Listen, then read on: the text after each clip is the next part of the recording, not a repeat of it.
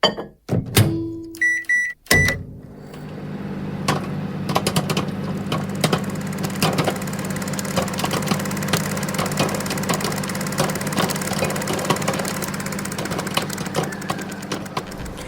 to Popcorn Psychology, the podcast where we watch blockbuster movies and psychoanalyze them. My name is Brittany Brownfield, and I'm a child therapist, and I'm joined by Ben Stover, individual therapist. Hannah Espinoza, marriage and family therapist. We're all licensed clinical professional counselors, also known as therapists, who practice out of Chicago. Even though we are licensed mental health professionals, this podcast is purely for entertainment purposes and to fulfill our love of dissecting pop culture in all forms. Please remember that even though we are all licensed therapists, we aren't your therapist. If you are struggling with mental health symptoms, please find a local mental health provider. So today we have a very special episode. We are doing a crossover hybrid episode of Raiders of the Lost podcast, which is hosted by twin brothers Anthony and James, who break down your favorite movies from the past and present. We're going to be talking about very much requested favorite Up. So everyone who's listening, who's asked and Instagram messaged me and all that stuff, we are finally doing Up. Squirrel!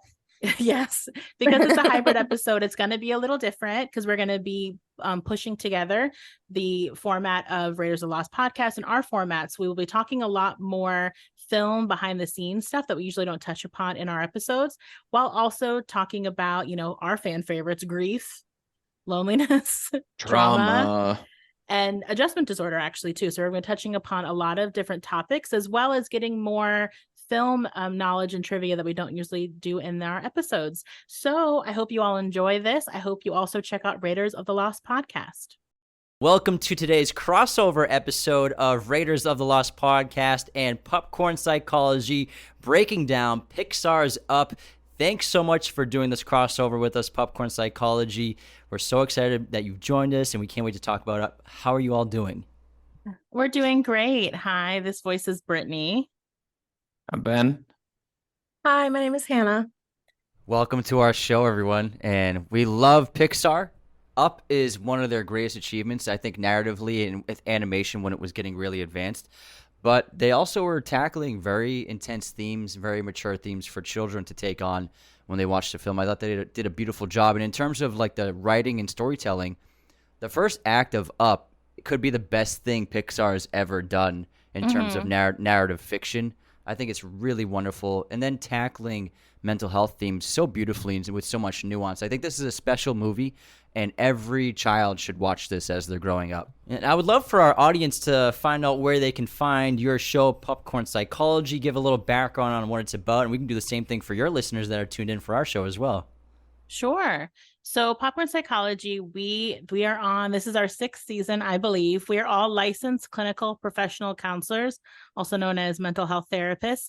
And every episode of our podcast, we pick a movie like Up, and we talk about the themes of mental health we see in that movie. You can find us anywhere on social media on Popcorn Psychology, Facebook, Instagram, TikTok.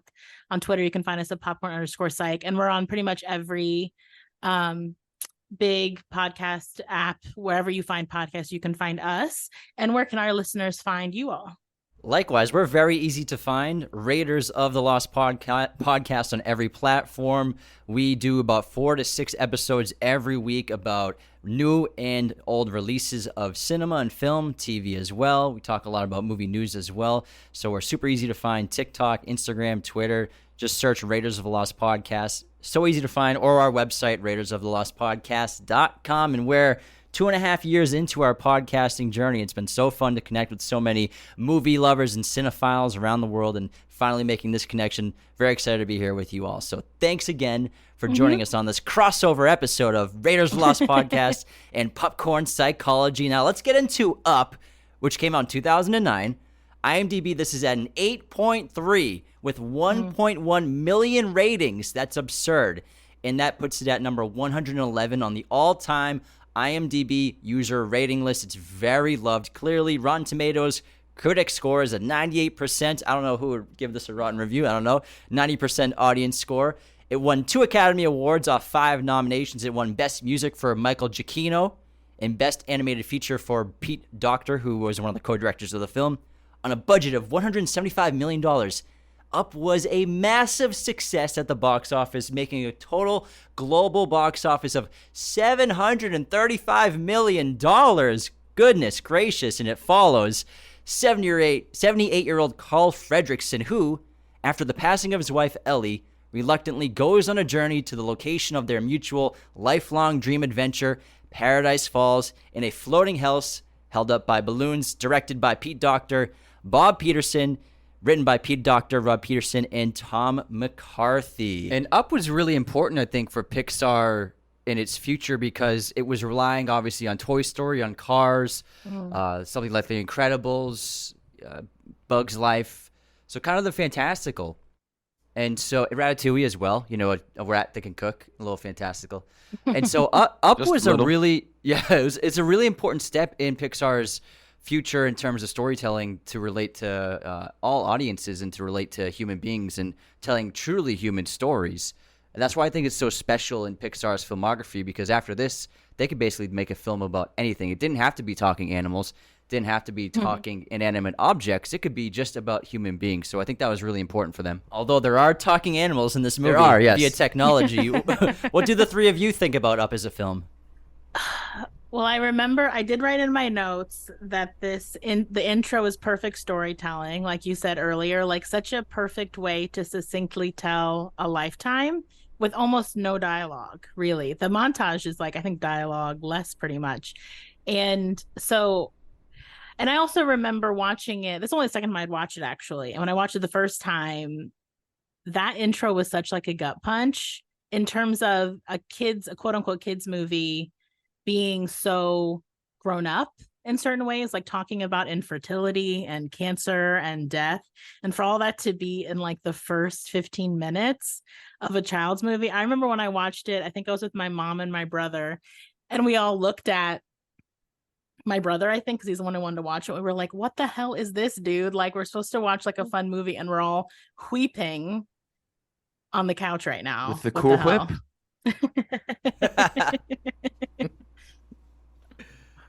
Yeah, I think this movie is fantastic. I think the storytelling is just absolute perfection, and it did open them up to be able to tell any story they want, which they went on and did with Soul and some of the other things that they've done where they address some pretty deep topics. And I think this movie did pave the way for them to do it. It is profoundly human storytelling. I think it's targeted at an elder audience than they usually do, as I watched it last night with my 5-year-old, and I think a lot of it was over her head, but even still enough, she asked some of the right questions because of this movie and was able to grasp the concepts of someone being sad because someone is gone and that they're life changing when they're old, and also meeting your heroes might not be as advertised. And I think that's an important lesson to learn at any point in time, but also watching just the colors and the animation grab her attention, even if she wasn't the most enthused with this, as maybe with Frozen or something else that she might have been the right demographic for, but she still gravitated to this and enjoyed watching it. And I did too. I love this movie. I've watched it probably 100 times, I would guess. I feel like every time I watch it, I listen to the music a bunch afterwards because I really love the music that goes along with the film. I think it's a really beautiful story that's told in such a different way, and such an interesting connection to have between an older generation and a younger generation that we don't normally see in stuff like this. And so I really enjoy this film. I think there's so many different important thoughts and feelings that are brought up, and the way that and even if they're not always directly talked about, you still get to really experience them with this in this film. And so I think that that's really fun. But I love this movie. I laugh and smile and cry in all the same spots I did the first time that I watched it. And I'm really excited to talk about it today. Yeah, and the animation in general, just to go on the production for a little bit, is just spectacular. Still holds up, I think, is one of the best that Pixar's ever done. I was watching it for the first time in years, and I'm just the things like the reflections in the window, the hair of young Ellie poofing out then falling back down. It still holds up compared to, like, I would say their last 3 features that Pixar's come out with. And there's so many cool facts, like all the characters are based upon circles and rectangles, except for the villains who are triangles. Not only are Carl and Ellie based on squares and circles, but objects around them are also based on shapes like their chairs and picture frames. When they both appear in a photograph, the frame is both circle and square. And I just think that when Pete Docter, he's one of Pixar's best filmmakers and directors. He's done Monsters, Inc., he's done Up, Inside Out, Soul. He really connects you animation-wise as well as the story to the audience to the story so well. And I think he's just operating on so many different types of storytelling to intrigue people subconsciously, whether they see it or not, like seeing that everyone's based on a shape, whether they're a hero, a protagonist, or a villain. I think that, animation is just the ultimate form of artistic imagination when it comes to storytelling. And I think Pete Docter knows how to connect to an audience. Yeah, and in terms of the storytelling, Pixar has always done a wonderful job of relating themes beautifully and weaving them into their narratives. And oftentimes, like I said, in the early days of Pixar, there were pretty simple themes, more themes that were more relatable for children. Movies like Pixar's Toy Story and The Incredibles, they definitely touch those themes really well. But in terms of the themes of this film, tackling mental health, tackling grief and depression, tackling intense loneliness, losing a loved one, it was really complex and very mature for the young demographic that they usually hit with their audience. And so it was a challenge, I think. But Pete Docter, being such an experienced pro, and also Finding Nemo is another great one. Excellent themes about family, but this is darker themes. You see life, and you see the formation of life and the beautiful aspects to a love and a relationship, and creating a partnership with another human being, but then losing that human being, and then this person is left with nothing. That's a very complex thing for children to take in when they watch a movie with talking dogs. And yet, Pete Docter and the Pixar crew and team did a wonderful job tackling these complex themes in a way for kids to be able to digest it, understand it, and even learn from it in a lot of ways. Yeah, I think it's interesting just in the beginning montage, like we discussed earlier, that so many of these kind of movies, like Disney Pixar-esque movies, like animated movies, if you think back on like Disney princess movies, is this once you find true love or whatever, that everything will work out. So I think what is really interesting and probably pretty hard for like a little kid to wrap their head around, so it might be more of an older kid or older person, is in this movie, we see two people who pretty much meet their soulmates, like their perfect person, when they're teeny tiny. And that does not mean that they get everything that they wanted, that it's just happily ever after. It is kind of heavy. It is really heavy to watch these two people not get the two biggest things they really wanted for themselves, which is to have a child or have many children and to go on this big adventure to this place they've always wanted to go. And it does make me think what was going on in the animators or the storytellers, the writers, the directors' mind to keep showing that they would get this money saved up and then something would happen, such a real life thing, get in a car accident, break your leg, whatever, your roof needs repaired, and then you have to spend the money you've saved up. I think that idea that you can be a quote unquote good person, you can be with the love of your life, and life is still going to happen to you. And you don't always get the things on paper that you thought you always wanted. And that's such an interesting message to deliver up top, right up top for a kid's movie.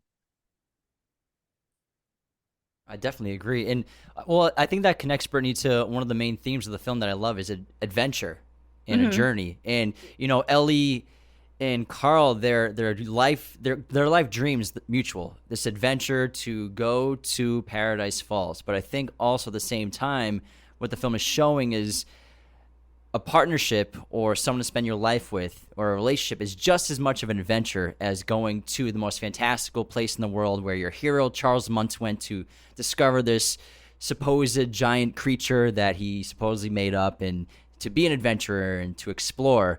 I think that a relationship can be as much of an adventure as the most fantastical thing you can imagine. I think that's important to connect, that you don't have to do the most grand thing in the world to live a fulfilled life, as long as you find someone who makes you happy and you make them happy. That's a great point, because when Carl does make it to Paradise Falls and he has the house there, he's not even close to satisfied. And then he realized he was chasing a futile dream that wasn't going to fulfill him. He already did find fulfillment, and he lost that. But now it's time to search for it again in other human beings. Which was beautifully indicated in the little note that Ellie wrote him in her book that said, "Thanks for the adventure. Now go find another one." I just got goosebumps.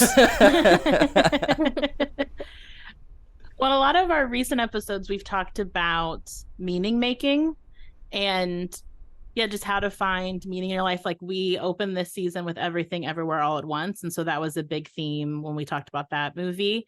And I think what you guys are touching upon is that idea of what brings meaning to our life. And what we saw Ellie and Carl do is, when they realized they couldn't have children, is they switched that meaning to this idea of Paradise Falls. Like, we will find something else to get us through this, or to like give us meaning within our life. And then that didn't happen because of all the other stuff going on in life. And Ellie trying to switch that meaning for Carl of like what an adventure means as she's moving on. And then we see Carl, I mean, that's kind of the course of this movie, is Carl finding his meaning again. Like, what is a sense of purpose now that his biggest sense of purpose, his wife, is gone? And that's really hard to do when, as we've talked about in our recent episodes, sometimes that's all the work we do with clients is, how do you find purpose for yourself? And how do you find something that feels meaningful when there are so many circumstances in your life that are either out of your control or that feel like they're out of your control? And when those things that are out of your control feel so closely tied to the things that you want, like having children, going on what we would in the dictionary kind of put as an adventure, and then what? And then what do we do with that? Which is the course of like Carl's journey on the movie.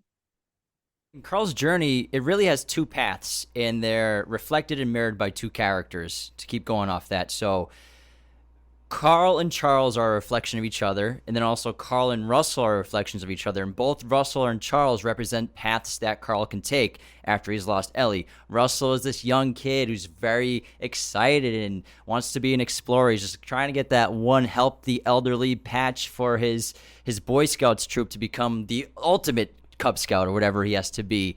And it's exactly like what Carl was like when he was a little kid as well. Before he met Ellie, he was so excited. He was very nervous and shy, but he was excited about adventure, and he has those goggles. He's obsessed with Charles Muntz. So Russell's a path in his life that he can take because they mirror each other. If he can find that adventure in his life again and excitement, then Charles, on the other hand, even Carl and Charles, their names are very similar. Charles is a representation of a path of never letting go of his obsession or letting go of his grief. So Charles can't let go of his obsession of finding this animal and getting his reputation back on the secluded place. And Carl won't let go of his grief of Ellie. So they're both kind of reflections of paths that he can take going forward in his life. They both also represent self-isolation, where Charles isolates himself on the island for decades, just like how Carl's isolating himself in his home without wanting to establish any new relationships with other people. So they both have representations of self-isolation, which is a dark trait that a lot of people can suffer from, and it's really well explored in this film. Yeah, you might say that Charles is his shadow, if we're looking at it in Jungian terms. It's a shadow self, and seeing that and getting a chance to confront it and defeat it is a classical theme that you would deal with in psychoanalytic therapy or Jungian therapy, where helping people find and recognize the darkness in themselves and decide what they can't become. And Charles Muntz represents exactly that. He is so lost himself that he is willing to forego everything that it means to be a national hero just to prove that he was right. And that darkness has festered in him for must be 50 years.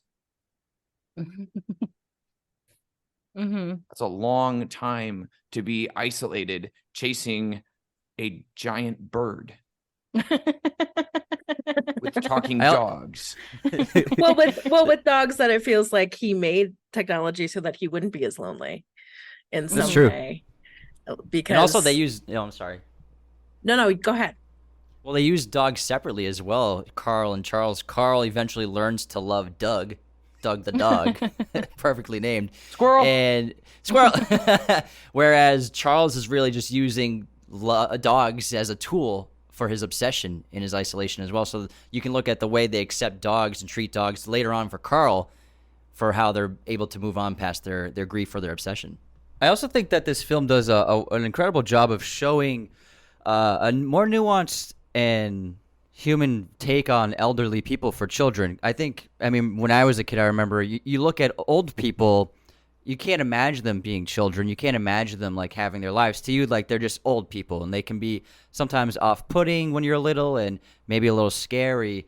There's like an archetype, and this film shows that, you know, all these older people, they were just like you once, and they had a childhood. They used to have fun. They used to go on adventures.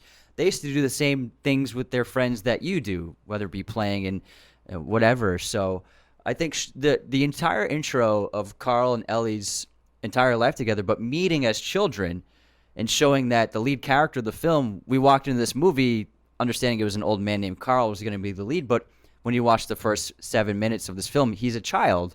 So I think it's important that I'd never seen that in a kids movie where you can really the children can relate and understand that this old man was just like me once, which I think is really important.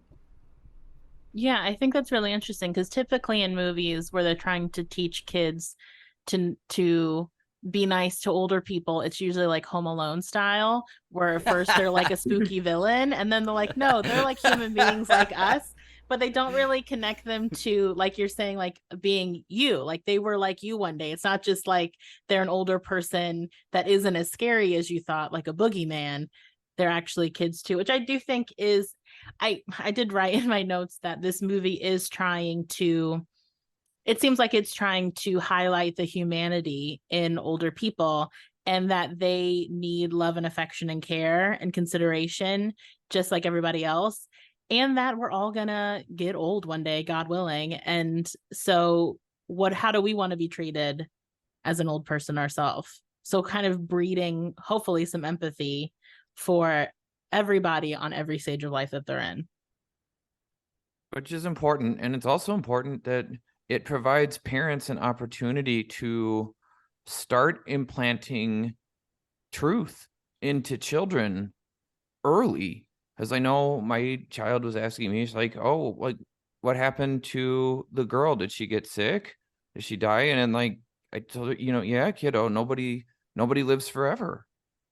Like, people don't live forever. And I think that's such an important truth that parents don't always want to tell kids and don't always want to talk about with kids, that just life is precious due to its impermanence, and communicating that to children early and often, that they can understand that taking the picture and being with somebody and doing special things is important, because you never know how much time you get. And the more we can start teaching that earlier, the easier it is for kids to understand and not be shocked, and for parents to have to tell more stories about what happens when somebody's not around anymore.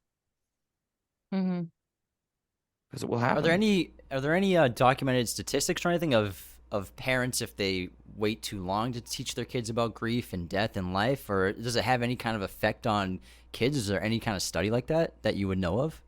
Not off the top of my head. Not top of my head, other than what I always told parents as like the resident kid therapist, is that kids are smarter than you think, in that they're savvier than you think, and they're curious. And if you choose not to tell them something, they're going to figure it out either from their peers or a book or now the internet or a movie. And what I just like to remind parents is you're going to lose your window to have some way to not control the narrative, but to hold the narrative in such a way that your kid will know what to do with that information. Because kids are especially when they're little, even like Russell's age, maybe a little younger than that, they're forming boxes in their brain with all the information that's coming in all the time. And you get to decide, well, you get to help the kid decide like how to put those boxes in their brain. And so either something's going to be scary or misinterpreted, or I don't know, they're just going to put their kid lens on it. And so I don't have any statistics to back up what I'm saying, other than what I know anecdotally from doing this work, and that kids usually know more than you think about what's going on, especially if you hold on to things past a certain age. Like I would say probably past, well, I was about to say something, I take it back, because I've worked with kids as little as kindergartners, where I could tell that they knew something was up, whatever that up is, if it's death or even incarceration or something like that going on within their family, and no one's really telling them because they don't want to break the bubble of it. But the kid is usually already somewhat aware that something odd's going on, and now they have to use their little kid brain to try to conceptualize what it is. So yeah, like movies like this that introduce topics, I think are great for parents to launch off of, and then kind of like, sounds like you might have had, Ben, like have a more deeper conversation, like not even necessarily like Carl with Ellie, but also I think this movie does a good job with like Russell of bringing up another really heavy topic, which is a parent that's not that around, and that they don't really skirt around it. Like they bring it up several times in which Russell, even though he's a happy-go-lucky looking kid, has a dad that neglects him. And the movie does a good job of making that obvious without getting too Hallmark, this is a very special episode energy about it. And also without like really beleaguering it too. It stays right in that sweet spot pocket of how a kid would really conceptualize and maybe even talk to their friend about their parent not really being around as much as they should. Which really illustrates the point of the question you guys are asking. Look at the difference between how Carl, or not Carl, but the kid whose name just left my head, but Russell, thank you. How Russell and even Forrest Gump answer when people ask, "Where's your dad?" What does Forrest Gump say? He's on vacation. Oh. Because that's what Mrs. Gump says. Oh, Mrs. Gump. Yes. But when you see these kids, they don't have the opportunity to grieve. If we don't tell them the truth, they don't have the opportunity to both pre-grieve and grieve and close out a relationship that's hurting them. Now, obviously, that's difficult with parents, but kids that are told truths that dad can't come, dad isn't going to come, dad isn't making space for you right now, and have the opportunity to go, oh, okay, well, I guess I don't need to think about dad anymore. We're taking away the opportunity to grieve and close out a chapter or a connection that they need to close out. And lessons from movies like this of getting to see kind of the damage that can do when we tell kids half truths, but they still figure out, like Brittany's saying, that like, yeah, dad doesn't really have time for me.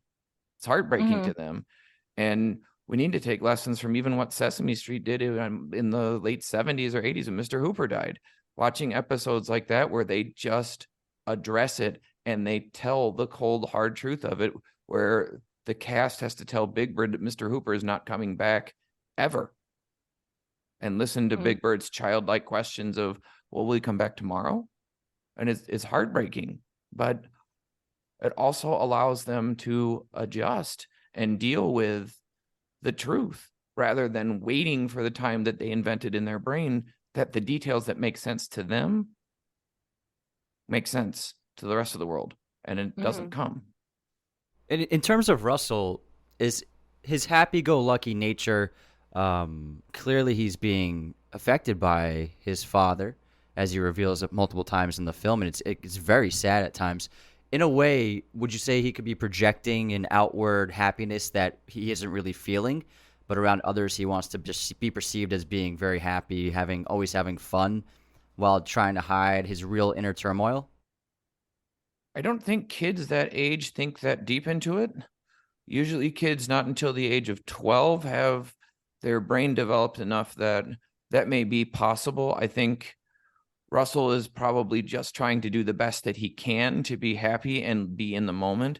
There may be some of that, but it won't be as intellectually available to him at this stage in his development. I will say where I'm nervous for Russell, my little heart is nervous for Russell, is I think he's already developing quite a people-pleasing like coping mechanism. Like I wrote in my notes, like he's very brave and doesn't worry enough about his own health and safety over helping others. And it made me so happy because I hadn't watched this movie in like 15 years. So I didn't remember what happened after that. But then right after that, Carl tells him that I don't need your help and I'd rather you be safe than give me help. And I was like, that's exactly what I was talking about. Because I do think with Russell, he probably, like you're saying, Ben, that's probably a lot of that is probably his personality. And I would, if I was his therapist, I would want to make sure that to keep an eye on that behavior as I continue to work with him as he gets older, because I work with a lot of older people too, that there's so much of that good student, good kid, people pleasing energy to overcompensate for places where they feel like they're lacking or they must be lacking. Because if dad's not showing up, then maybe I just need to try harder, or they connect their achievements with their value. So where we see Russell making that one-to-one connection already, that if I just can get this badge, then my dad will show up. And that's Right. enough for my dad to show up and be there for me. And I see that, like I said, we're all still little kids inside of us, right? Even as adults. And so I work with adults sometimes where that little kid still shows up as, you know, I have to go above and beyond, or I like perfectionism, or I can't, you know, say no to anybody, or I have to always be happy or have a smile on my face because I don't want to like rock the boat or upset anyone, you know. And then I think what happens with that is then you end up denying your needs in yourself. I think what doesn't make me where I'm on with you, Ben, and that he's still a little too young for that, is he still does things that's very age appropriate and annoying kid behavior, like laying down and letting himself be dragged because he's not feeling it. So he's not a kid where he's not already doing that thing where like they're totally denying themselves and totally like, I don't need anything. Like, I think in an older kid with this stuff going on, there might be a lot more of denial of things and trying to like smile really big the whole time and not act like anything's bothering them. But Russell still does enough obnoxious, self-driven behaviors that I think is very age appropriate, that says that he's not quite hit in that like perfectionistic thing yet. Because I don't, like Ben was saying, I don't think he's quite old enough yet. No, to I do all appreciate that. him as like Yeah. 10. Yeah. And so he's desperate, and he's always been seeking the approval and acceptance of his father. And so in a way, he's seeking that in other people by being a people pleaser. And the achievement, he has that And the one badge. He'll achievements, do anything to get that, helping the elderly badge. I mean, he like puts himself on a floating house. Like Exactly. so dangerous for a badge, because in his mind, it's not a badge. It's like, this is how I'm going to see my dad again. And Also, to be fair to yeah. Russell, it wasn't floating when he got on it. True, Yeah, but he that's could true, have yeah. jumped off. I mean, I'm sure he could've might have jumped got off. scared He and like could have backed jumped into the off, I house. think. He But needed that makes a lot of badge. choices that are wild, but he's also like a little adventurer, I assume. He's a little explorer. Well, speaking of the floating house, so fun fact. So if Carl's house was approximately 1,600 square feet, and the average house weighs between 60 to 100 pounds per square foot, it weighs about 120,000 pounds. If the average helium balloon can carry 0.009 pounds or 4.6 grams, it would take 12,658,000 balloons to lift this house off the ground, but only 20,622 balloons appear on the house when it first lifts off, only enough to lift about 185 pounds. So Pixar, you gotta step your game up. But still 20 million. still looked incredible. But the motif of balloons are so important throughout this film. It starts early on with Ellie sending that little balloon message to Carl when he's in his bed after the injury, which is so funny. He's like, I'm gonna go on an adventure, and falls right down through the attic, and he breaks his arm or something like that. And then obviously Carl does that in their elderly age when she's in the hospital, as well as being a balloon salesman, and then eventually lifting up the house out of frustration when he's going to get evicted out of his house with all the balloons. And even just the little shots of him. They worked at, what was it, a zoo or an amusement park where she works with the animals, and he has the balloon carts, and he's always preventing it from falling. But this motif of balloons is obviously the main image of this movie, the posters and everything. And for me, I'm always trying to figure out what the balloons represent to Carl, to anyone. And I'm pretty much usually stumbling upon they represent youth, they represent love, and they represent dreams, whether Carl realizes it or not. And it represents Ellie in a lot of ways. For me, it's rising from hardship and rising from turmoil into a new level of your life. So the rising, the ascension, getting out of that funk if someone's in the funk. What do y'all think the balloons mean? Fragility, the fragility of that happiness and the youth that Carl makes points throughout the film to constantly put his elbow back down to keep things from floating away. But much like a balloon and the happiness that they bring, life is precious and fragile, and it only lasts for so long. And we all have to eventually say goodbye to our balloons, just like Carl has to say goodbye to Ellie. And Russell will have to say goodbye to Carl. That was good. Man. I was just gonna say, I don't Mic know. drop. Youth. Damn, guys, Little. like you two dork. Like, I'm sorry, I made you. Did the therapist make you feel something by accident? Wait, you guys still have emotions? I was just gonna say, I don't know, because like little kids like balloons. Oh. But you can't deny, I mean, in terms of Pixar's entire filmography, and they've made a lot of movies now, I think that just the image of the house flying because of the balloons, so the floating house, it's the most striking and memorable image they've ever crafted as a company, I think. In terms of all of their films, just like the flying house, I think is just their most iconic thing that's ever been created by the Pixar team. Yeah, that or I think Nemo. Nemo is, I mean, he's just a fish, though. yeah, but he's so iconic. I'm just talking like an image, in the theme, and it represents so many things. Yeah, so you're right. I think the floating house is the pinnacle of like the iconography of all Pixar films. Yeah, I think that Pixar was just operating on just a different level back then, because this is 2009, and this is when Disney bought Pixar, and I wouldn't say like their quality of animation's gone down, but a bit of the storytelling has changed over the last 5 to 10 years. I feel like we're not getting dense, highly thematic stories and characters like we were getting with movies like Up and Ratatouille and Toy Story, Monsters Inc. and I think Coco. The last great one was Coco. I think Coco was 2019. Terrific, Yeah. and so yeah, I'll give that one as kind of an And outlier. Soul was good. Soul's really great too, but I mean, Luca didn't really have it. It was fine, and the most recent ones were fine, but I think Up is like the pinnacle of what Pixar can achieve as a production company and studio. Well, yeah, it influenced all the other movies they made. I mean, Toy Story took a much more mature themes on the next two films after Up. And so I think Up changed the trajectory of what they realized they could do as storytellers in that plane of making children's films. Well, yeah, and if you look at just the themes in Toy Story 3 alone, like the amount of like tear-jerky storytelling that happens in that, and yet again, it's the same themes of having to let go and move on and let things transform and find new meaning, which is therapy.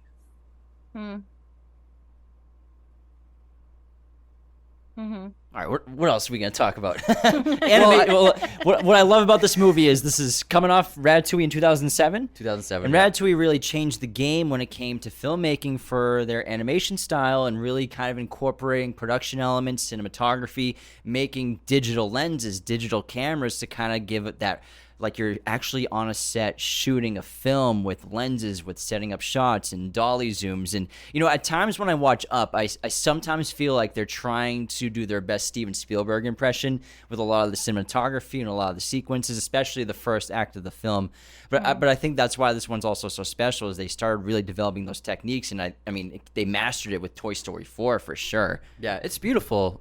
But I also think that definitely the first time I saw it, and watching it again, I think I've only seen it twice, but I've definitely would relate to Carl more than any other character, because I've had instances in my life where I've just been in that rut, and I've isolated, and I've pushed people away, and I've kind of had a nihilistic view of things, and not wanted to open up to other people, and that's something I've struggled with in the past, when I was in my 20s, off and on a few times.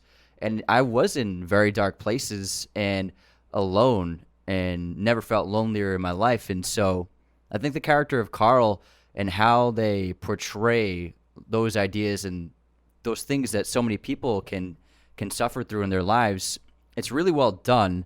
And for me, I found it to be extremely relatable, because I think, I mean, everybody goes through their rough spots and their rough patches in life, and it's hard to get out of it, and it's impossible to get out of things like that on your own, which ultimately I think is one of the main messages of the film, is to not isolate yourself like Carl does, because he found that it did nothing for him, and then embracing life is really the only thing that worked to pull him out of that. Mm-hmm. Yeah, and thank you for sharing that. I think that's going to make it more connectable to the audience to recognize that there's something about these stories, these films, that connect to the real experiences we've all had, and that we're seeing it told in another avenue that allows us to connect to our own experience without it being as on the nose as our own life was. And it's not as painful, but you can still relate and find healing. And like we talked about in our last experience, sometimes even watching a film can help us find a narrative pathway to a corrective experience that can heal a wound. And it's so important. And I think you're dead on. This movie almost to a T follows the work of Viktor Frankl, who was a psychiatrist who was imprisoned in Auschwitz and lost his wife to extermination. And his entire work, his therapy, logotherapy, and the idea that he comes up with both taps into Nietzsche and nihilism, and where Nietzsche himself ended up with was a famous quote that often gets falsely attributed to Frankl, including by me before, which is that a man who has a why can endure any how. The pioneer of the question of nihilism is the one who came up with that question. And then Frankl takes that and extrapolates into the most important point I think that's ever been made in existential psychology, which is that suffering is unavoidable. We cannot escape pain. We cannot escape death. We cannot escape any degree of suffering. So what we can do about it is to make meaning from our suffering. And we see that in this story where Carl takes his suffering, and instead of staying deep and isolated in it, like we have all had periods of time in our life that we have done, and chooses to let this little kid in who's a complete representation of his past self and rediscover it and make meaning out of his life now by being someone who can be important and there for Russell. And that is where he finds his freedom and can let go of the thing that means more to him than anything else, which is that grape soda button top or a bottle cap that Ellie pinned onto him when he was 8 years old. Yeah, and I think along with the meaning part is shifting roles too, because Carl is so identifies with being like Ellie's partner. And I think that's what he's still, that's the well he's still dipping into to try to help himself feel better. So I would argue that I wonder if he probably can acknowledge that he is isolated. And I bet you, because he's still talking to her, like through the house and through the house later on, if there's a part of him that is telling him, well, I'm still with her. And because I'm still in this home that I refuse to leave, and I'm still talking to her, and the house is still I'm still surrounded by her. And we see in like the third act that he throws everything, very symbolic. He throws everything that was the two of them, including the chairs that they focus in on, out of the house to save Russell. And I think in that moment, he is allowing his role to shift from Ellie's partner and the Carl he was before to the Carl he can now be to Russell, and being like an adult protector and support for Russell and letting himself evolve and grow. I mean, it happens in a dire moment. So his brain doesn't have to be, his brain's moving quick. So he just kind of makes that choice, right? He doesn't have to toil about it really. And I think that's a big part of that meaningful work, like you're referencing, Ben, is, also how can we shift the role we have in our community, the role we have with others, and that I think we all kind of acknowledge, especially coming off of like pandemic and like, significant times of lockdown, that community is really important, and that being with others and having a support system is important. One of my first notes in watching this is like, where's Carl's support system? Like, once Ellie's gone, why is that it? He's older, but he's not like 90 where everyone he knows would no longer be around. Why doesn't he have community? And like, I mean, his neighbors, I guess, are gone. But even just were they both only children? It makes me really curious of like, how did he get to this place of isolation? And that we do it because we want to protect ourselves. Like something you guys brought up, I think before we started recording, is vulnerability. Like the anecdote to this isolation is allowing ourselves to be vulnerable, to like go out in the world and allow yourself to be potentially hurt again. I mean, a lot of why we isolate is very protective in nature, on top of just it feeling sometimes insufferable, the idea of trying to change or trying to do something different in our lives to bring about change. Because we have to, when I talk about vulnerability with clients, a lot of times they look like they want to barf, which I get. But it's kind of like everything you want in a lot of ways is on the other side of vulnerability and discomfort. Well, and it makes me think a lot about how, you know, one of the things that anxiety and depression do really well is make it feel like you're alone. It's a big part of how they work together, of really making it seem as though you're completely alone, and as if no one would understand, and as if no one else has ever felt this way before, and really makes it feel very singular. And I would wonder too, and be curious about Carl in general. I think there's some natural isolation that happens with our elderly community in general, because I think if they don't have a big family, if their kids are spread out, if they don't have any children, I think that there is a lot of ways that we don't interact with people over a certain age in our community, because it's not something we don't really honor the elderly in our culture. In this culture. In this culture that we have, we don't really honor them. And so there really isn't a lot of ways for them to naturally be supported unless they already have a group of people around them or they've stayed in the same place for a long time. But even with Carl in this situation, even the people that he knew around who lived around him, maybe that was his only community, everybody sold their place, or maybe they had left previously. So I think one of the things, I think Carl's experiencing some natural experiences of isolations, as well as isolating himself from not being with the person who he shared his entire life with. I mean, he knew her since he was 8 in a lot of ways. And I've heard this said before, just like, I don't know, online somewhere, or this is how people talk about it in general, is that men often are married to their best friend. And so their motivation to find an entire community is not often as likely as it is for women to want to have a community, continue to build their community. It's not the same. Men aren't really given the same choice. And again, not that all men don't have their own communities, because they certainly do, but more that it's not as supported in our culture that for men to be happy. That's one way that a man could be happy, is by having a community of people around him. And so a part of this, I think too, is just showing that as you get older, I think sometimes some of those relationships and experiences are just harder to come by. And I think, and also knowing that when we lose someone, the way that we see the world changes a lot. And the way that we experience grief also feels very singular. That's great. Time. That's a great point, because it can relate to the cause of his depression. Because, I mean, correct me if I'm wrong, but my understanding of depression is a hyper focus on the past, and kind of an obsession over the past events, whether positive or negative, and that can fuel the depression. And why he's so consumed by his past, by his history, because she's not there anymore. So he's focused on how good his life used to be. And so he's not paying attention to the present or the future. And so he's just lost himself into the memories of the past that was good. And so he's not embracing what can be anymore.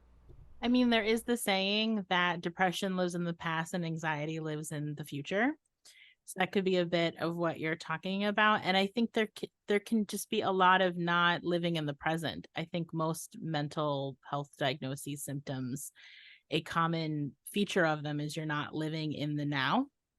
Your brain is somewhere else. That's why a lot of mindfulness practice is what is recommended as practical coping skills for depression, anxiety, to bring you back into the now, like what's currently happening. Because also depression, you can't do anything about what's already changed. It's a really good way to stay stuck and to beat yourself up and to marinate on the things that aren't going well. Or maybe another way you're suggesting to romanticize the past sometimes as well, or to get really stuck on it. Like if this had gone different, or if I had done that, kind of what you mentioned earlier, Ben, which we talk about in our Spider-Man episode, our most recent one, is like that corrective experience idea. Like maybe if I could go back and if I just had, not torn my ACL and gotten into the NFL or whatever, that my life would be totally different and I wouldn't feel the way I am now. And it's really hard. Like a big component that I teach clients is radical acceptance, just the idea that we can't know that. And so to keep marinating on that what function is it serving if it's just to torment ourselves? Because sometimes it is helpful to look backwards if it helps us gain perspective on, or just information about, where did I used to find meaning? What used to help me feel good?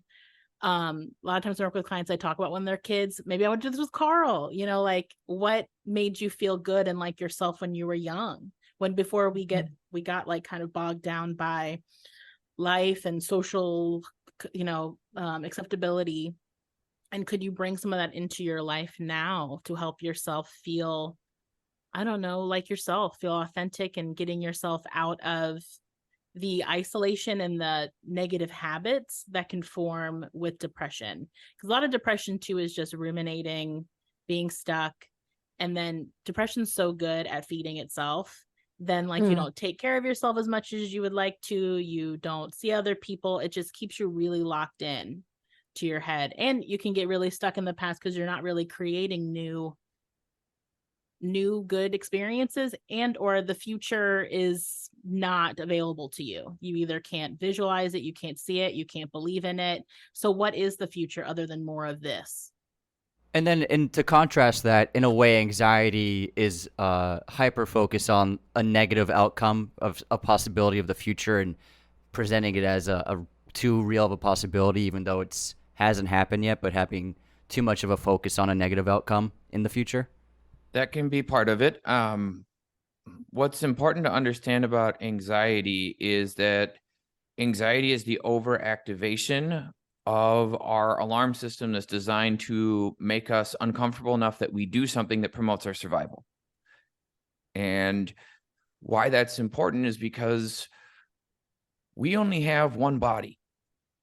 We have one body, but our mind is capable of dissociating into infinite realities. So kind of like being uploaded into the Matrix, where you can imagine infinite worlds or be in the danger room for the X-Men. You have one body that is fighting imaginary villains, and you can get really tired and really worn out, but the machine that can run those simulations can never, ever stop, and it will be fine. So understanding that anxiety partially comes from overactivation of the nervous system, you can understand that part of the way for dealing with anxiety is calming the body back down and grounding to the present, because otherwise you can run infinite scenarios and ask yourself infinite of those what if questions that do have that negative outcome that then you hyperfixate on. But the key that gets missed in a lot of early therapy, even for like early career clinicians, is understanding that talking to somebody who's anxious to tell them, well, why don't you just be calm or calm down, or why don't you just stop it? Like the old Bob Newhart skit, stop not it. think about that. Why don't you just not think about that? Well, that doesn't even make sense. Why would you worry about that? That's not even going to happen. Doesn't work, and just promotes shame that internalizes the messaging that there's no way out, and then builds into depression. But what is important to understand is that it's, yes, the fixation on those things, but it's also the activation that comes with it. And the only way out of it is to solve the activation first, ground back to the present. And the question I love to ask people with that of, is there a tiger trying to eat you right now in this room? And they go, no. Like, then do you need your body to be that tense right now, or your heart to be going, no. Okay, so nothing. So we've established nothing is trying to eat you from like alive right now, right? No? Okay, breathe. It's okay to breathe.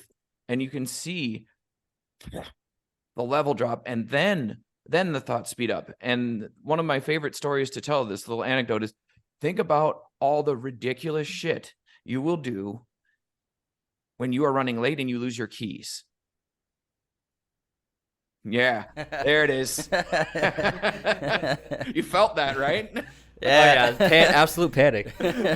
Right? Like tearing couch cushions up and emptying the garbage can and like checking behind the milk because one time your friend left the keys there and you want to be sure you didn't too, and like making sure you check like in between your car seats until you realize what happened was a piece of mail fell on top of where your keys always go. But because you were distressed and running late, your body was already so activated that you couldn't even perceive to think, move the paper. All you looked and saw because you were stressed and in reactive mode was no keys, which prompted you to elevate further into anxiety of, well, what if I get fired? What if this happens? What if I can't pay my rent? What if, and then those points you were making come true.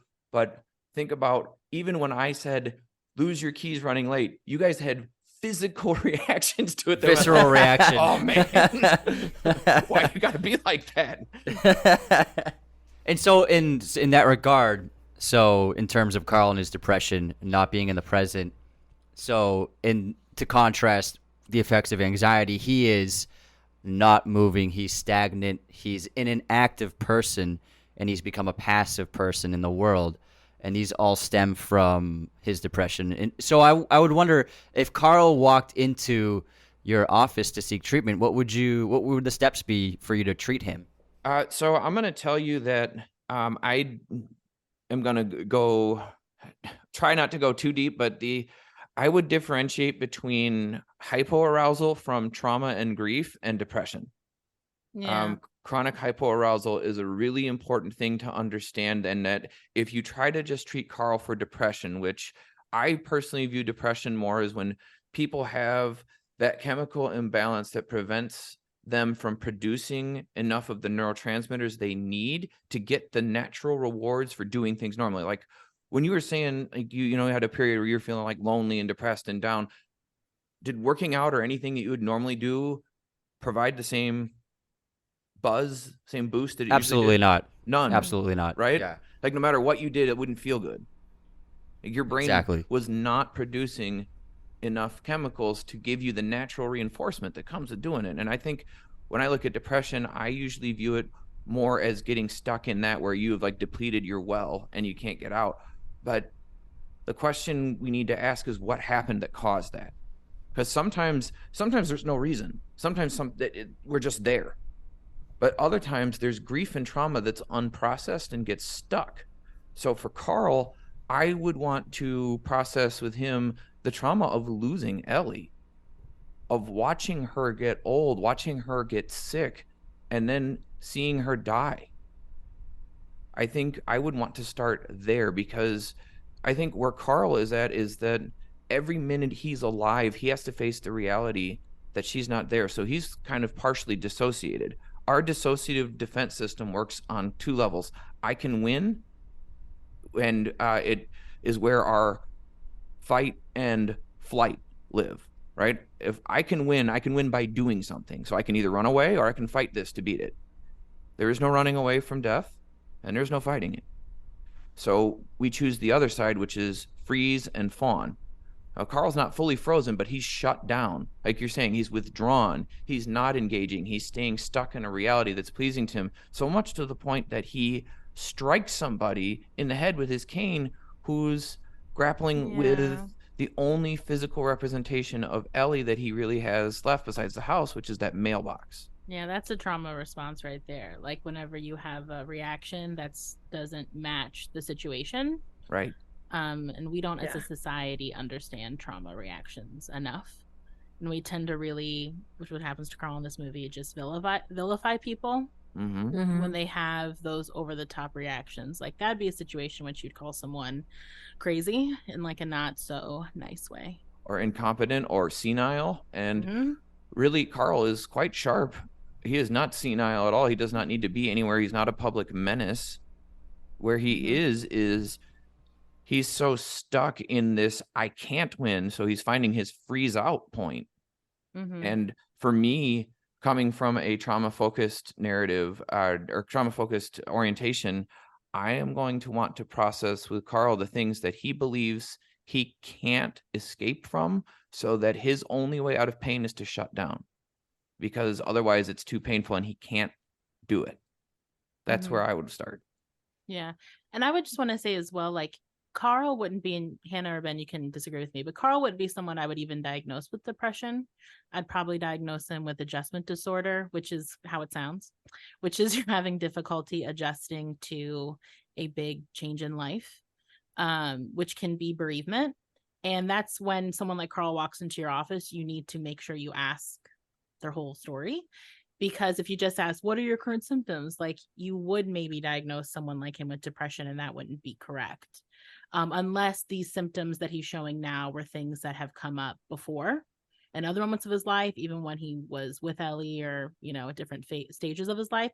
But if it's just something that, like depression or anxiety symptoms that have only come on after a significant life change, then we would give them an adjustment diagnosis, not like a mood disorder or even like generalized anxiety disorder, unless the anxiety started popping up everywhere about everything. And even then I would take my time before I would switch someone over from adjustment to generalized. But you can have both too.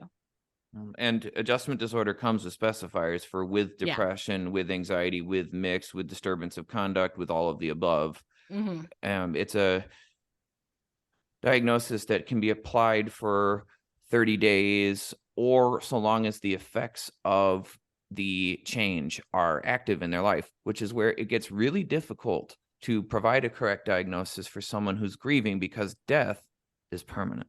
Yeah, it's not like, a situation's going to go away anytime soon, which is why, like, it's not like a breakup. Oh, I would say it's more breakup is grief.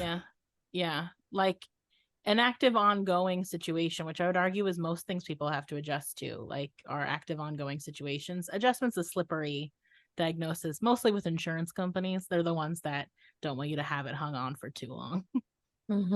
Hannah, you look like you have an opinion. Well, you know how I feel about insurance companies, which is what I was thinking of. No, but I was thinking about how, definitely what Ben said in terms of treatment. But I think also the important thing with Carl will be helping him figure out his identity again. When we have a big major loss like this, when we lose the person that, again, gives us so much meaning, we have so many roles attached to being their partner, being their friend, being a part of their family, that how Carl identifies himself for the rest of his life will be different than it was before Ellie died. And helping him create that identity, feel comfortable with that identity, even just thinking about what he means and what that means to him now, what it means to be a widower, helping him identify that and find that identity for him that feels the most comfortable for him going forward. I think that would be one of the big things that I would focus on with him, and of course, along with all the things that Ben said too, like all of those things are really important as well. But I think also just really helping him understand that he's going to be different than he was before Ellie died. And that's just the truth. That's what happens when we have a major loss in our life, a major loss, to lose a spouse that you've been with for more than half of your life. It's going to change who you are. I mean, I can't even imagine for him, because if they met at like 8, I would imagine like he's never really existed in a time that he remembers without her. Like, that would feel, as a therapist, I would feel overwhelmed on my client's behalf about that. Like, I'd be like, oof, we aren't going to be on a journey together, you and I, because that's hardcore. Not just to have lost the spouse you met when you were in your 20s, your 30s, your 40s, but when you were little, and that's been your best friend. That's really tough. And then on top of that, his life has been defined by her in their relationship, not having children, not having, like you said, a support system of other people around them. So once she's gone, what does he have? Yeah, as therapist, is it dangerous to be that dependent on somebody else and vice versa in a relationship? And like you said, not having a support system, is there a danger to that psychologically? I mean, I do couples therapy every now and again. And Hannah is also a couples therapist, so she can chime in if I'm getting anything wrong. But I have this conversation with couples where I'm like, you're not supposed to be each other's everything. That's also a toxic sort of like Disney narrative, that your partner is like your best friend and your lover and your confidant and everything. And that's not fair. Like, it's a lot of pressure to put on one person, for starters. And then two, we're supposed to have a support system. We're supposed to diversify where we get our needs met, because your partner might have, no offense to them, like they're not super strong maybe in one area, and that's where you go to another person in your life, even for silly things like if your boyfriend doesn't like to watch movies, so you have a friend that you go to the movies with, because if that's a passion of yours. And then there are certain things that, when I work with couples, sometimes they have sensitive topics that are triggers for them, and that'll become a hard topic between them of like, well, I should be able to talk to you about anything. And so I sometimes have to tell couples, it's okay if you can't talk. That's why we have friends. That's why we have close friends. We have family, because there are some topics that your partners are allowed to have boundaries around for their own well-being. And so, yeah, it's not healthy. And also from this movie brings up, is if God forbid something happens to your partner or your best friend or whoever, what then? You never want anything that makes your well-being stable to be one thing, whether it's, I talk to this to teenagers about their phones. Like, I'm like, what if your phone falls down a gutter and dies? Are you going to be screwed? Like, you never want just one person, one object, one activity to be the end all be all for yourself, because life is out of our control in a lot of ways. And you don't want to be at the whims of that one thing. So yeah, and also it can create a lot of incidental codependence and enmeshment, where it makes me curious how much of that might have been going on with Carl and Ellie, just organically, not that I think that they're like toxically codependent. And also it makes me curious because Ellie is shown when they were growing up as seeming to be the more outgoing one of the two. So I'm also curious if maybe Ellie was the person that brought in other relationships into their partnership. And once she died, I'm curious if there was community that petered out because Carl didn't know how or couldn't or chose not to or maintain it. So, there's still a lot we don't know about what their life looked like outside of their specific relationship before she died. And maybe he did ostracize the people that were around and became kind of a classic curmudgeon, which is kind of how the movie opens, like really, which is a way to have control, right? When you feel like something has happened to you that's really out of control, we can always control destroying something. So when we get into more self-sabotagey behaviors, it can be a way to also feel like we're protecting ourselves, and depression loves that. They're like, oh, you're going to keep doing stuff that confirms that you're a piece of garbage. Well, we already feel like you're a piece of garbage. So this is great for us. So yeah, like, why don't you yell at that guy, or why don't you throw your mailbox at that dude?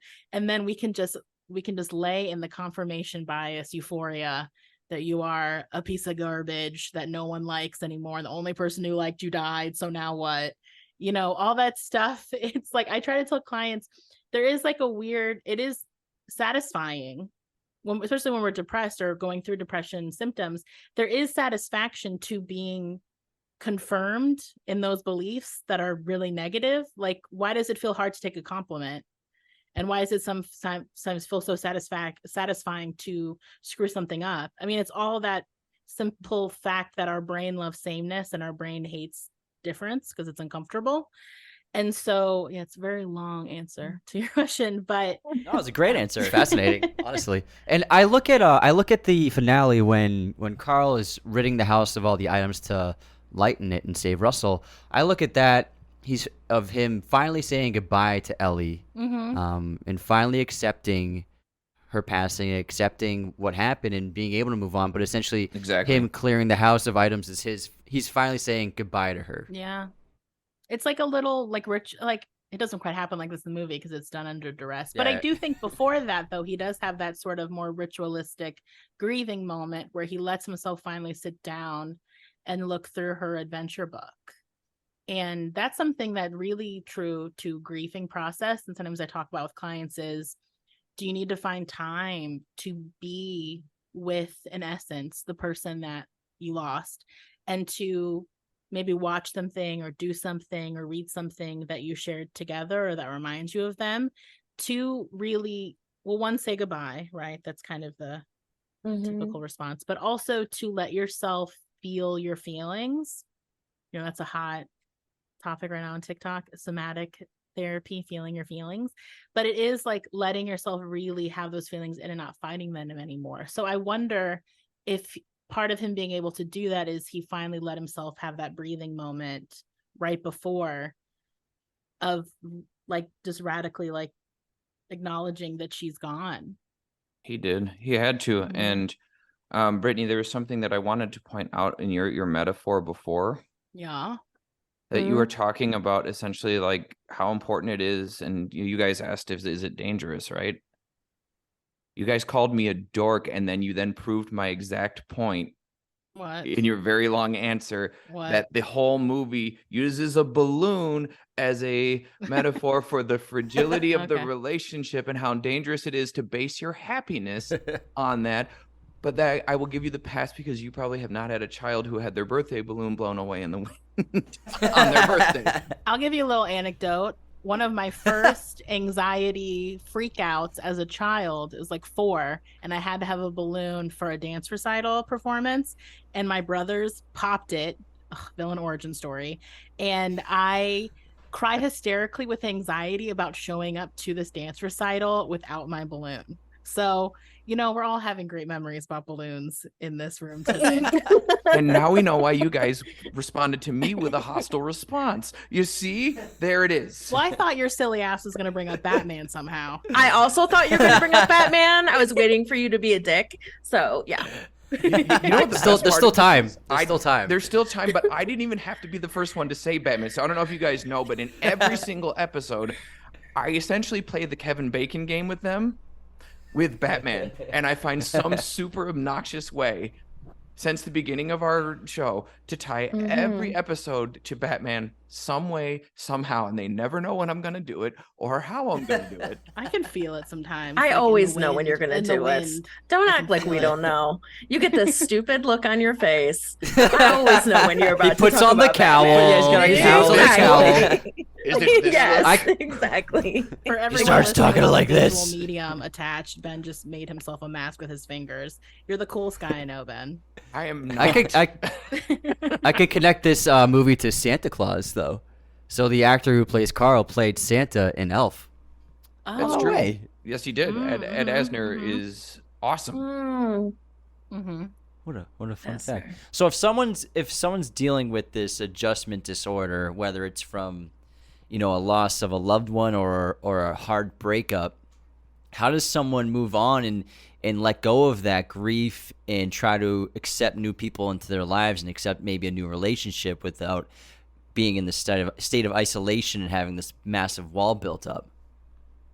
I think it comes primarily through the acceptance and acknowledgement that feelings exist to communicate meaning from our experiences. And without them, we can't feel what we need to move what had been true from an is and a predictably will be so to a was, and deal with the pain that it takes to re-encode all those memories and all that information and all those predictive expected memories. Like, oh, on Christmas, I'll be unwrapping presents with Ellie and I'll get her this for Christmas. Or when you break up with somebody, oh, we're going to go on this trip, or we go to the wedding, or I'd normally do that with her. All that has to be felt as we re-encode it, because when you encoded the memory in the first place as a good thing in your brain of, oh, being with this person makes me happy, all of those memories now have to get re-encoded with loss. And people avoid the hell out of that because it's terrible. Mm-hmm. So it's not until we can accept that and deal with those feelings that we can close that chapter and move on. Like, you have to be done with something before you're ready to go on. Yeah. And I feel like that definitely affect finding a new relationship, because obviously in this film, Carl, there's nothing about him finding a new love or dating. But I know they came out with a little short film about him going on a date. So what challenges is Carl going to face in terms of maybe pursuing another partnership or to try and find a new companion in his life? Because all those memories he made with Ellie were in a relationship, and so would he suffer those consequences of trying to pursue dating it would cause him pain to be around another woman, to start dating another woman, or to try and put himself in these situations that he spent 70 years with Ellie as a couple, as a partner, so would trying to become a partner with someone else cause him pain as well? It certainly would cause him pain. Yes. Yeah. It I mean, absolutely would cause him pain. And at that stage in life, it usually takes, this is something we went over in some of our marriage and family classes, and Hannah can probably talk to it better, but even in our marriage and family and lifespan classes, is that as people age and you start looking for partners in different phases of your life, you have to remember that by the time you're 78 years old, or by the time you're in your 30s or 40s, the dating pool of single people that have no kids or people that haven't had a life before you is almost none. And you have to create space for that to be real and that to be okay to have a successful partnership. Hannah, I don't know if you want to build on that.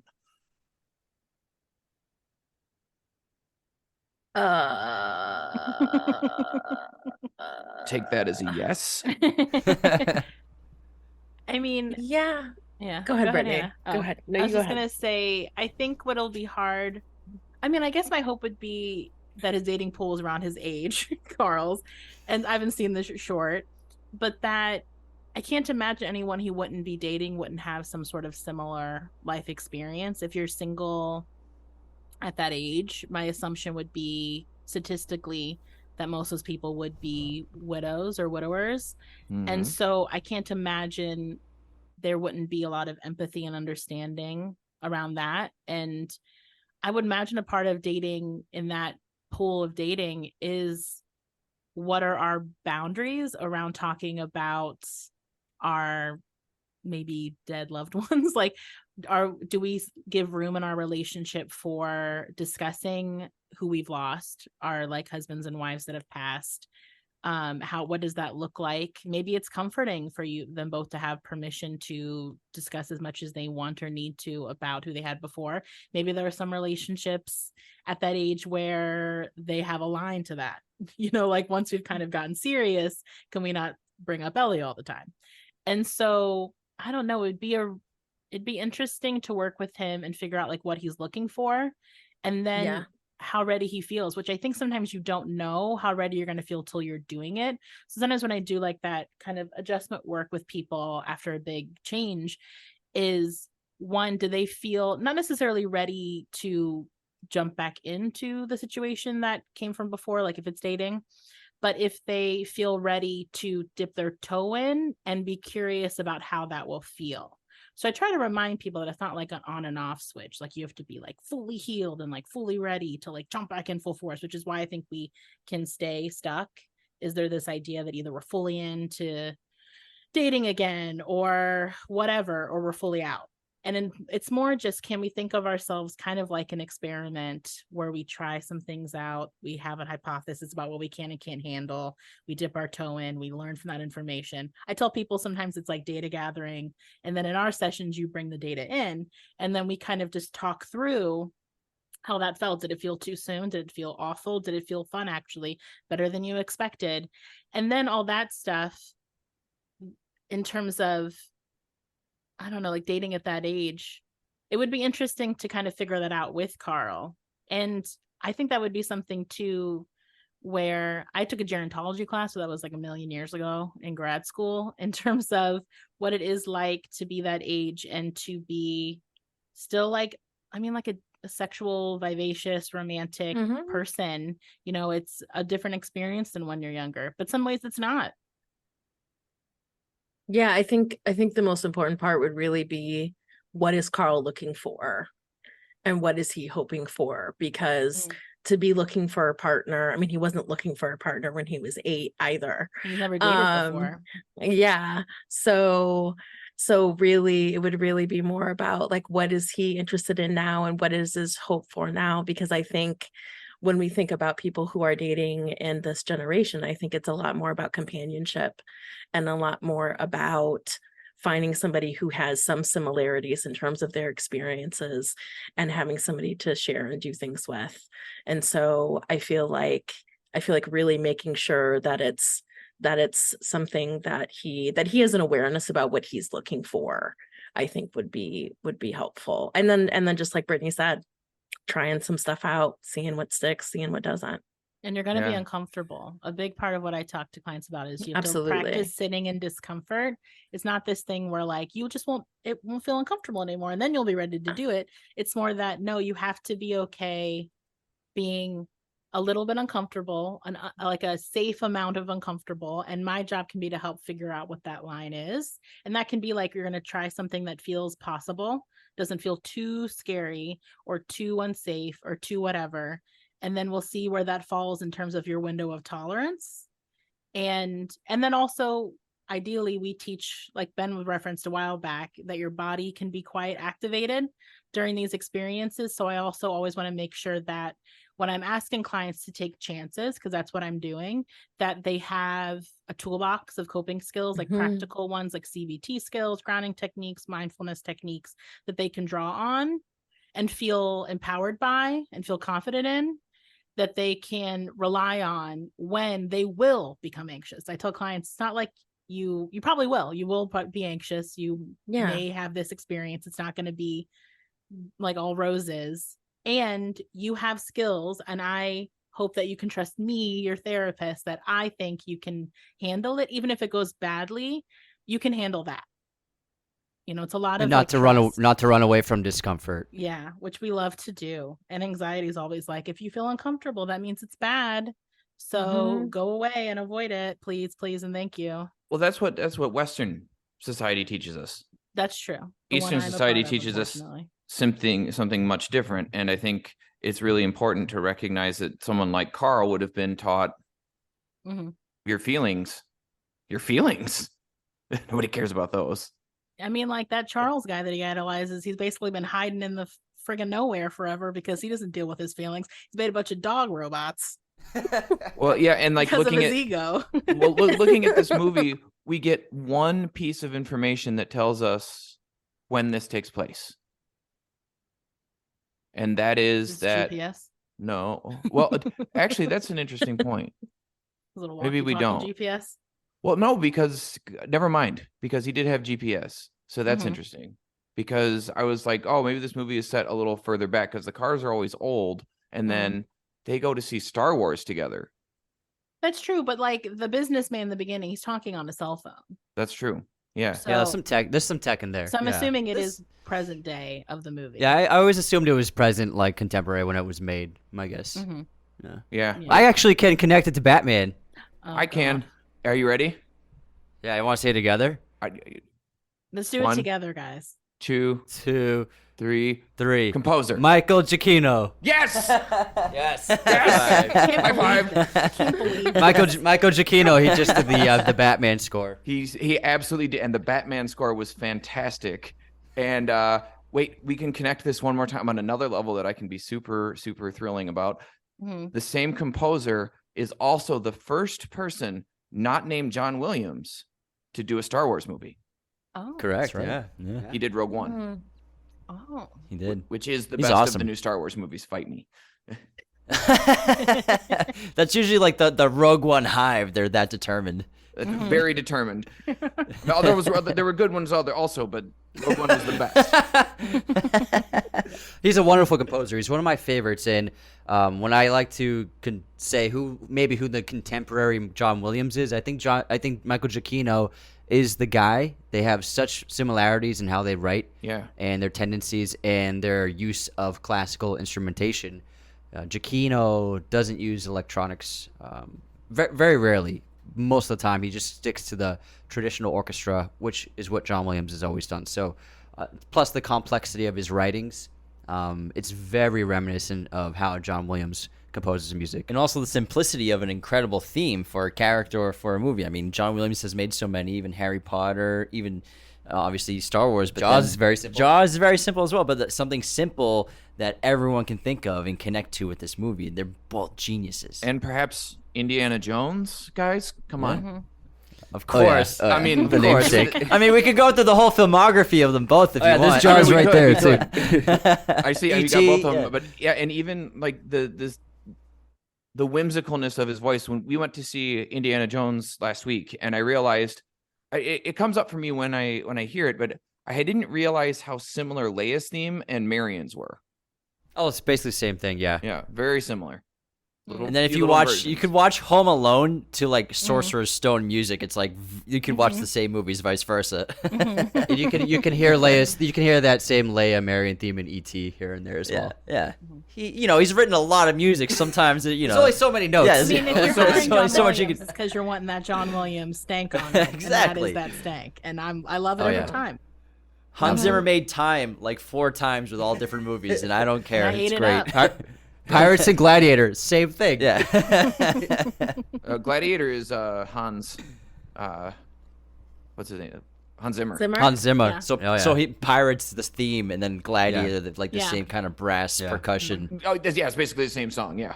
Yeah, I Yeah, want yeah. that, Oh, yeah, that yeah. Doom score just screaming into my ears. I love it. Cannot wait for Dune. Dude, was so good. I know. Cannot wait for the sequel. Do you have anything more you want to talk about from a therapist standpoint, you three? No, other than I think this movie speaks a lot to how powerful it can be for different generations to connect. I can't remember the country this was in, but there was I think it was like a YouTube sort of like docu-series thing I watched, just like an episode of a merging of a daycare kindergarten facility and a like elderly home, and how for mental health, how good it was for the residents of the elder facility to have these little kids around them because little kids basically had preschool amongst them. So when they were doing crafts, when they were having their like snacks and lunch, all this stuff they were doing together, they would read stories together. The kids would sit on their laps and like read books, and how revitalizing it was for the older generation to be like feel love and feel mastery. I think that's what's also beautiful as well. And I think other cultures who do more respect their elderly and bring them into society, there is so much that can be gained from that, of just the passed down, not just wisdom necessarily, but just having a place where you as an older person can demonstrate mastery to someone younger and feel worthwhile in that way, and feel just worthful. And also I think for the younger kids, these little kids, it just helps humanize older people. I think that we do a lot of, like we talked about Home Alone earlier, we do a lot of disservice of them being these like scary oogie boogie like people that are like around us, and we kind of try not to like be outwardly disdainful in our expression to little kids. We kind of just teach them to like watch their mouths, like watch their faces, and maybe go up there and give grandma a hug and don't look scared. But there's not this more organic connection. And I think in that, like that example that I watched that thing on, what was so beautiful is it just let organic interactions happen between them. They weren't like pressuring the little kids to mingle with the older adults. It was more just, we're all here together and we're all having a good time and we're all chilling out and learning and being, and letting those community connections form instead of totally isolating those two communities from each other, and or forcing the connection, which is what we see more often, which is go give grandma a kiss, and don't look scared. So I think it just says a lot therapeutically about sort of like mentee-mentor relationships, having more chosen family, thinking more creatively about community, which I do think I'm hearing more and more of my clients talk about, and I'm thinking about too as my own individual, about how are we finding organic community around us and trying harder to not be isolated, which is really easy to do nowadays with Zoom and our phones and stuff. It's easy to not realize how isolated you are, or that how far we have come from centralized community in our neighborhoods. So that's more like my therapist / just person perspective on this movie. All right, well, how about we wrap up this crossover between Popcorn Psychology and Raiders of the Lost podcast Brittany, Hannah, Ben, thanks so much for joining us. This was a total blast. That was Raiders great. listeners, definitely go check out Popcorn Psychology. And Popcorn Psychology, we would love for you to come check out our show, Raiders of the Lost Podcast, as well. Do y'all want to say anything, last words to the fans and listeners? No, just that you can find us wherever that you get podcasts, and you can find us on all social media at Popcorn Psychology. Not Threads yet. Haven't really experimented with Threads yet. I've heard mixed reviews, so It's okay. I'm already giving up on it. that's what I've heard pretty much. And then if you could let our fan base kind of hear one more time where they can find you all. Raiders of the Lost Podcast on every single audio platform, as well as YouTube. We do video podcasting as well. TikTok, Instagram, Threads as well. Twitter, Raiders of the Lost Podcast. Letterboxd, Raiders Lost Pod. We are everywhere. We're so easy to find. Raiders of the Lost Podcast.com is the easiest place. We have everything there on the homepage. And thanks so much for checking us out if you do. Take care, everyone. Yeah.